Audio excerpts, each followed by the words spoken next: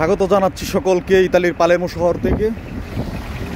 সার্বিয়ার একটা নতুন আপডেট হচ্ছে আপনার যে এখন থেকে গ্রুপ অনলাইন এটার সাইড এফেক্ট আসলে কি হতে পারে। দেখুন, আপনার সাথে যদি 20 জন লোক ফাইল জমা করে, সেই 20 জন লোকের যদি পারমিট চলে আসে, তো সেখান থেকে ভিসা রেশিও যদি 50%ও থাকে, তো 10 জন মানুষ ভিসা পেয়ে যাবে। আর এখন যেটা হয়েছে সেটা হচ্ছে যে কারো যদি আপনার ভিসা রিজেক্ট হয়ে যায়, তাহলে সকলের ভিসাটা হয়তো বা রিজেক্ট করে দেবে। এটা কিন্তু একটা বিশাল অসুবিধা, যে 10 জন ভিসা পাইতো সেখানে 20 জনেই এখন রিজেক্ট হয়ে যাবে, এরকম একটা সম্ভাবনা থাকে। আর যদি একজন ভিসা পেয়ে যায়, তাহলে 20 জন যারা আছে বা ওই গ্রুপে যাদের অনলাইন করা হয়েছে সবাই ভিসা পেয়ে যাবে। সুবিধা অসুবিধা দুটোই আছে বলা যায়। যাই হোক, সবার জন্য শুভকামনা থাকলো, সবাই যাতে ভিসা পায়।